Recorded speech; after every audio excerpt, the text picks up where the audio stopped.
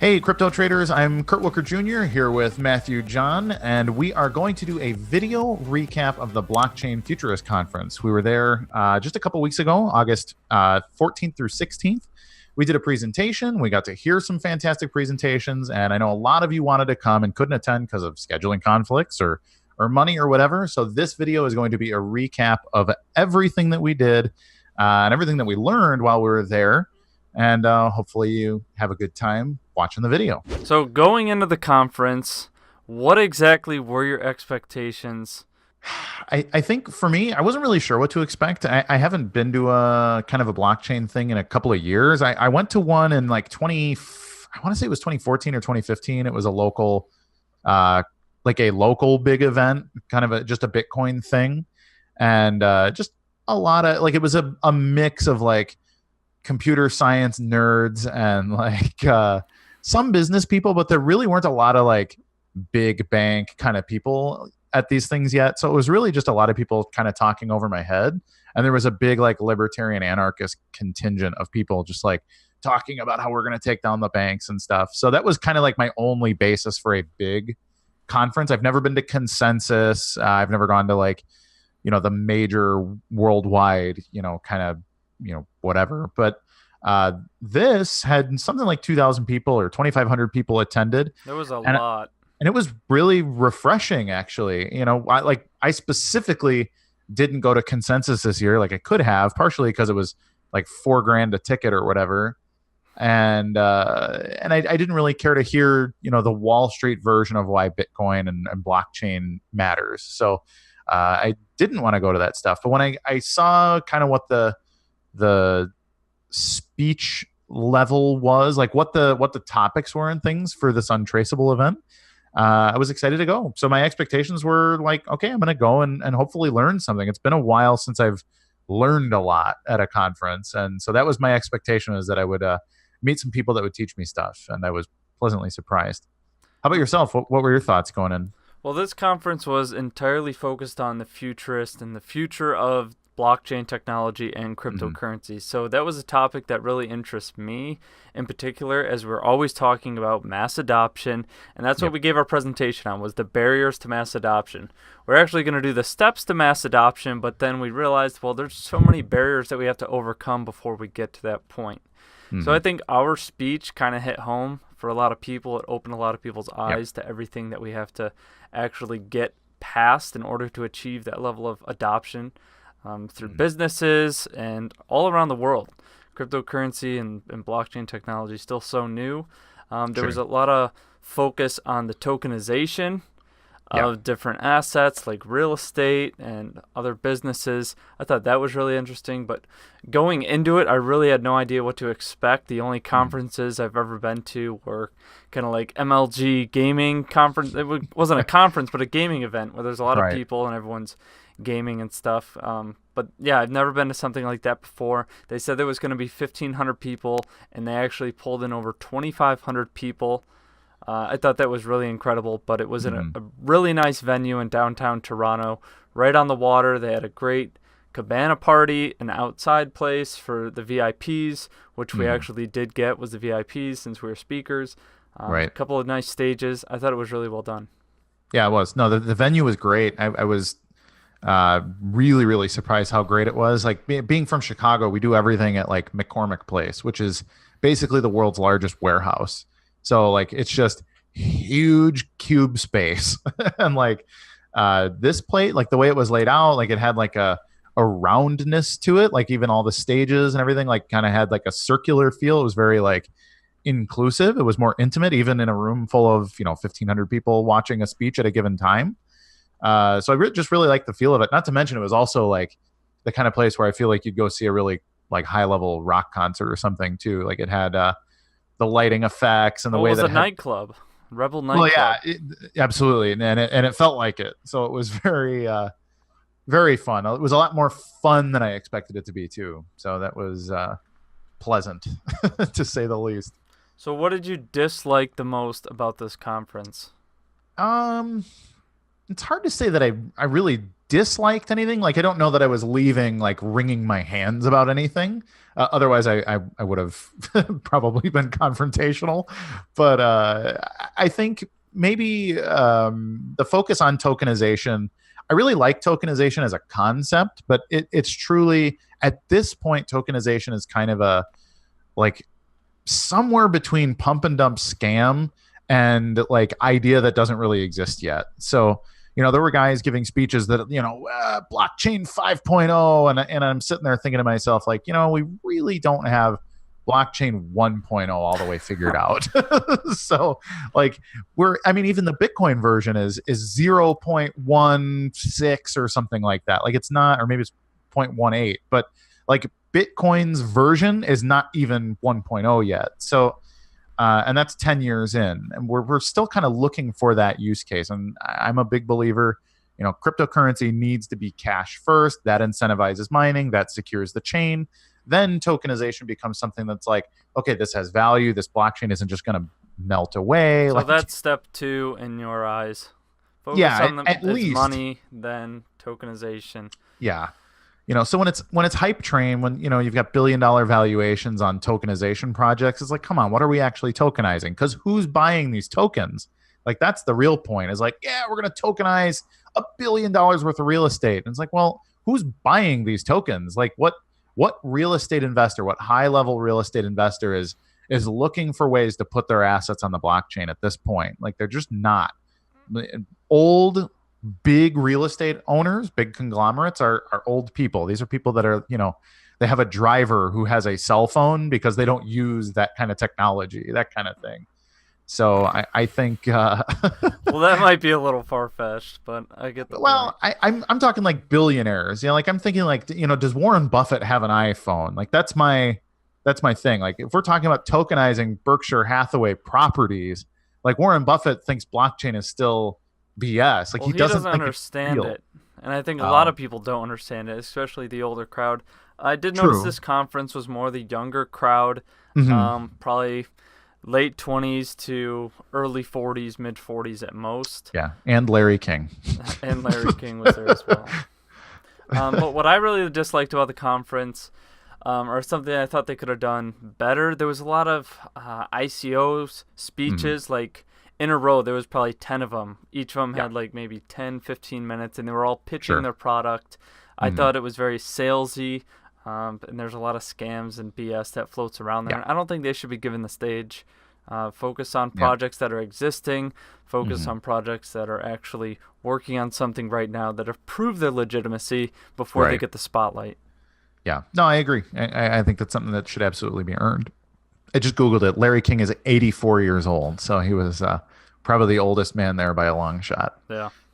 But I thought it was pretty interesting, too. He was there. I think he was representing Gears, which is a blockchain project geared toward like looking for environmental solutions. So, like, generally opposed to proof of work mining, or at the very least, making proof of work mining more energy efficient. So I should also point out that they had like all of the really pretty girls in the tight dresses handing out water bottles and stuff. So while a lot of projects brought out their chief technology officer to answer blockchain questions, Larry King was smart enough to bring out a bunch of 20-year-old women scantily dressed in order to bring attention to his project. So interesting. So would you say there. He was your favorite speaker of the event?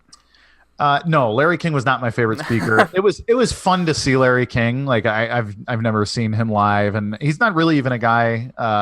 Like, I remember watching some of his interviews in the past when he was on CNN for, he was probably on CNN for 30 years. But like, if he interviewed somebody interesting, I would watch, but I wouldn't really say I'm a Larry King fan, although he's just a legendary broadcaster. So as a broadcaster, it was cool to kind of see him speak live. My favorite speech? Man, it's hard to say what my favorite presentation was. I actually really liked there was a guy from Shapeshift who spoke on the Nakamoto stage. His name escapes me, but he was talking about using Shapeshift as a tool for people that have like transborder, like they're migrant workers, so they can be paid in whatever cryptocurrency is ubiquitous there, and then they can shapeshift back into the currency of their choice. So I thought that was kind of cool. He was going over statistics and how Shapeshift is used worldwide, and That was a pretty cool speech because he was both a smart guy, like he was clearly very technical, but he was also good at giving a presentation, and he wasn't shilling anything because Shapeshift is like not like it's kind of a paid service. Like they get paid by people There's using it, and probably they a make money fee. on the spread allegedly. So like whatever the spread is between different exchanges, they will give you the highest rate, but they'll buy at the lowest rate available across the market or whatever. So uh, cool little presentation. I also liked Roger Ver's speech. Roger was funny. He talked about cryogen. He talked about mostly how Hal Finney is frozen in a cryogenics lab so he can be reanimated someday. He And that, was definitely that was ridiculous. yeah, He was like Roger. way out there, way futurist. Yeah, no, he's Roger's intense. That's what got him into cryptocurrency. He was a sci-fi nerd. He loved sci-fi comic books and sci-fi like novels. So for him, it was always like cryptocurrency is supposed to be like in Ready Player One, like we're all fighting for coin and whatever. Like that's what it is to him. So for him, it's all like, oh my god, I'm making a space novel happen.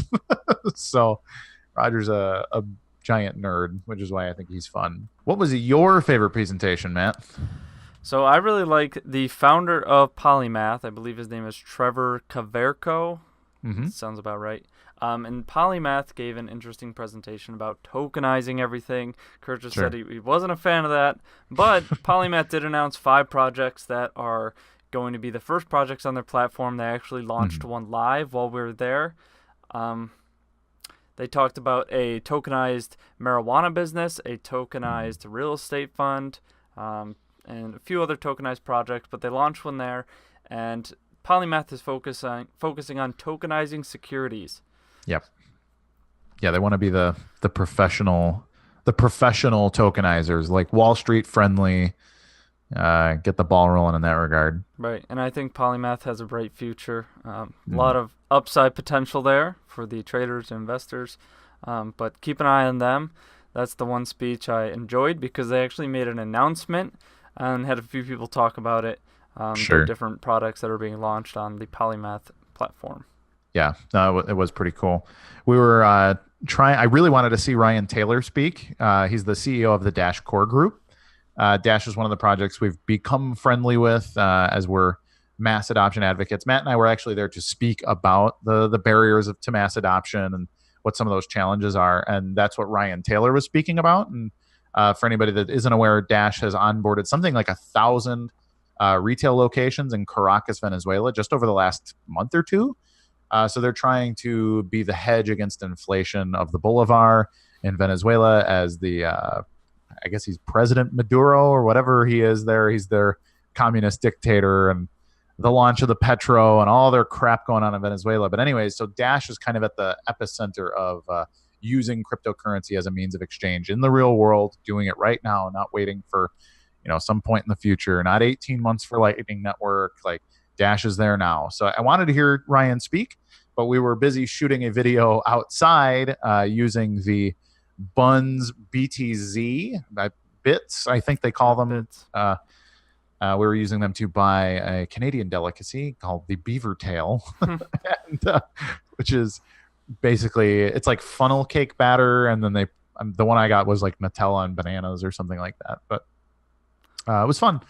And talking to the vendors there, the vendors had no idea why the heck they were accepting bits, except for that they were told to. But I had a long conversation with a guy, like explaining, like, yeah, this is cryptocurrency. You could be accepting Bitcoin. You could be the guy, getting cryptocurrency business from the Toronto scene. And they were at least pretending to be interested. So what would you say surprised you most about the conference?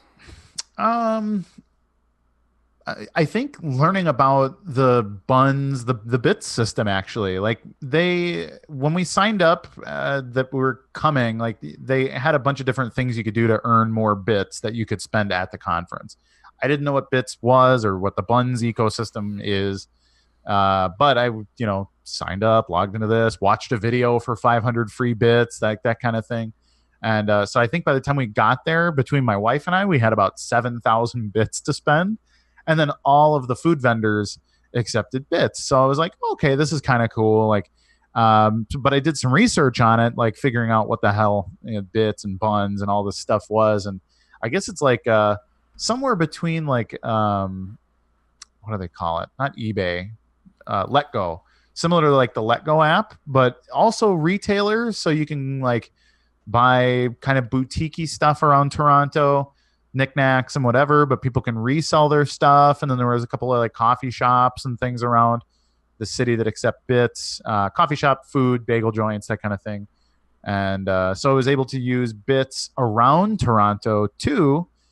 So that was kind of the big surprise for me, is that they have a functioning local digital currency. It's not actually a blockchain asset, I also came to learn, but it's interesting because it's getting people acclimated. It's more like a kind of a token system. It's like a local Toronto only gift card system, which is itself, it's like digital cash. So kind of cool. So that was surprising that they had that kind of integration all there, and I had no idea any of that existed, but it was a good thing because I think it teaches people, some of the basics, how to use it, how to connect with QR, that kind of thing. So, how about you? What was surprising to you? So there were two things about the conference that really stood out to me. First of all is the interaction there. There's kind of divided into two people. There was people in suits, and there were people that were in t-shirts and jeans, just kind of casually. And it's really interesting to me that suits only interacted with suits, and t-shirts only interacted with t-shirts. They did not intermix. So there was people in suits walking around. I don't think I talked to anybody in a suit. But there was quite a few members of the crypto traders community that were there that came up and approached me. We're talking about our speech, what we were talking about. They really enjoyed it, really enjoyed our Facebook community, and just regular people, not people in suits and all that stuff. So that really surprised me, the different levels of interaction there. And the other thing that surprised me was that Bitcoin and other cryptocurrencies, we weren't able to actually pay with them for anything. We are at a cryptocurrency conference, and we had to pay our parking in Canadian dollars. We had to pay the bartenders or tip the bartenders in Canadian dollars, which they should be accepting some sort of cryptocurrency. Sure. Also, we searched downtown Toronto for quite a bit, looking for a business that accepted Bitcoin or any other cryptocurrency. We were able to find one, and the whole city of 3 million people, there was only one, maybe two questionably restaurants that accepted cryptocurrency as payment, which I was really shocked about. Little iffy at that. And buns or bits was accepted in way more places than Bitcoin or any other cryptocurrency out there. And as Kurt said, it's just a mobile app similar to Let Go. But there's vendors that accepted it all around the city, and we got $50 of free buns for just attending the conference. So that was pretty cool. We actually got to test it out. It worked just like cryptocurrency does, except it wasn't actually on the blockchain. So yeah. So I mean, whatever. A virtual token system, inside of its own ecosystem is a good idea anyways. I mean, it's literally just what banknotes are. So. And a lot of people in Toronto actually use it. They had a couple million users. And it wasn't just Toronto, it was all of Canada. So Buns created this app. It actually started out as a Facebook group, I learned to realize. People were just trading stuff back and forth in Canada. Then they launched the app. Then they launched the cryptocurrency in the app. Right. Yeah, it's pretty cool.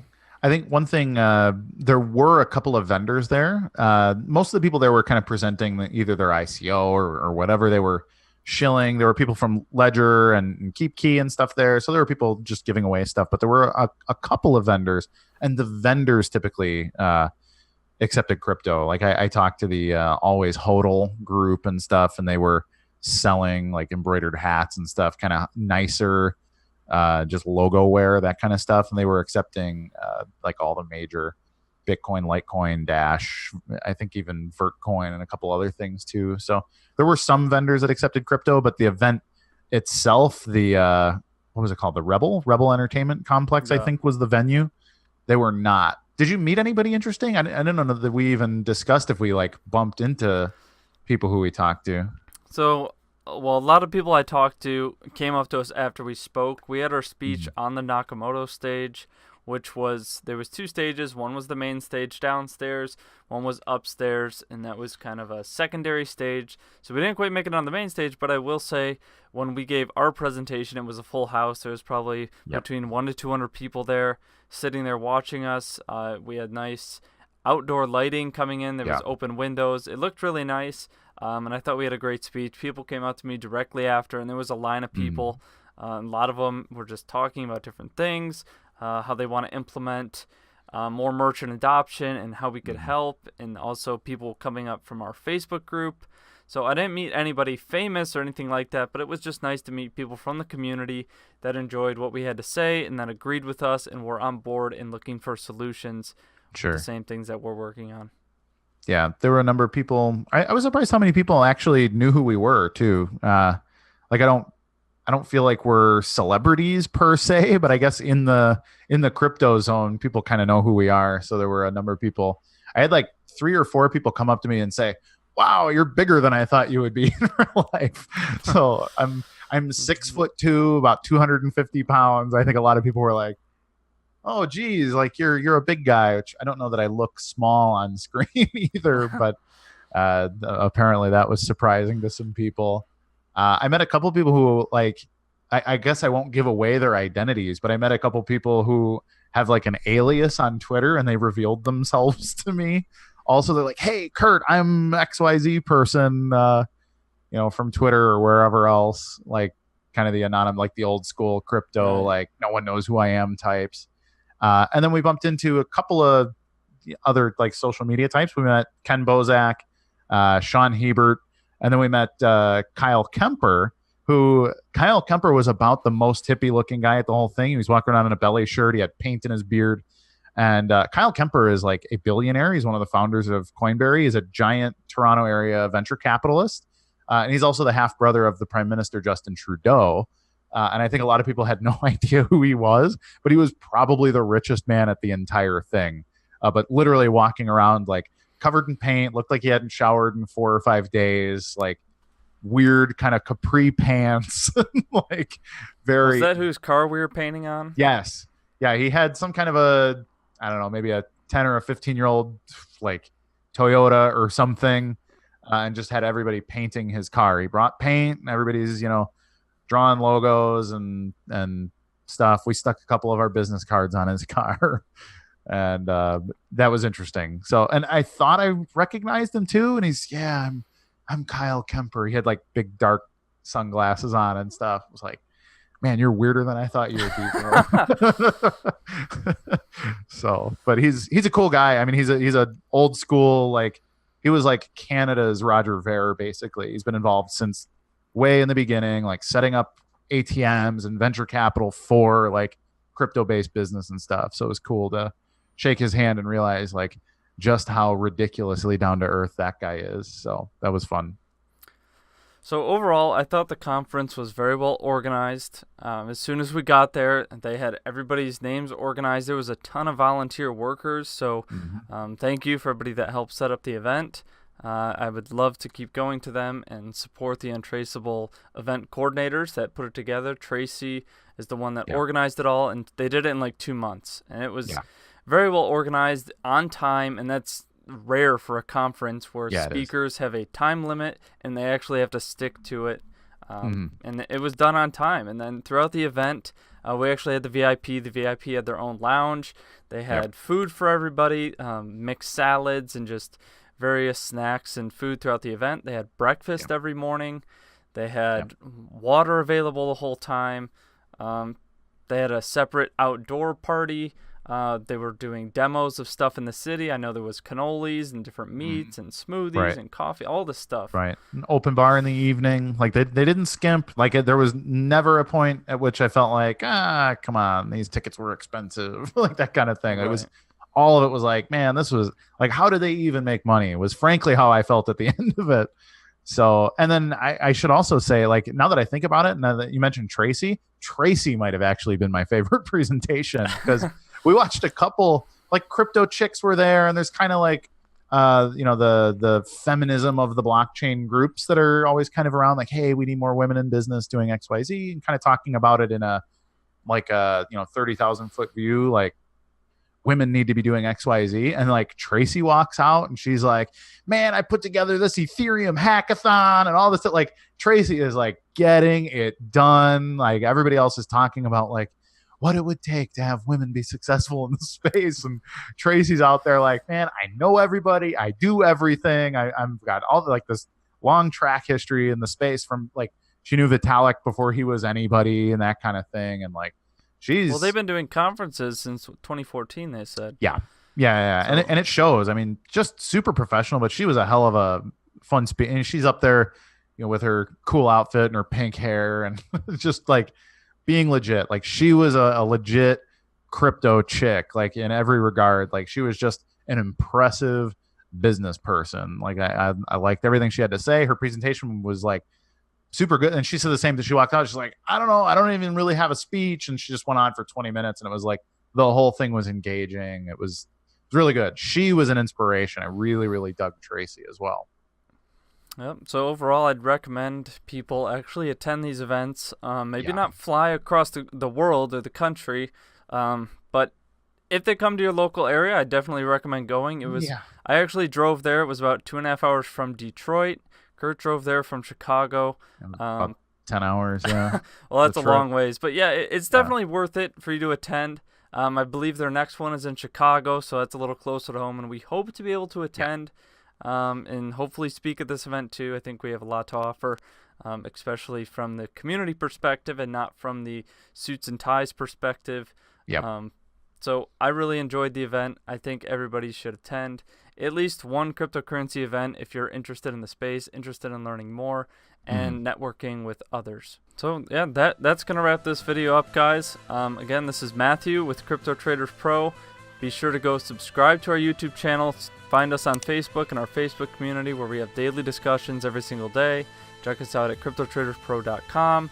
On Twitter, Kurt and I are both on there. We're everyday crypto folks, trading, investing, talking about the future, and spreading mass adoption. Amen to that. Take care, everybody. We'll see you on the moon.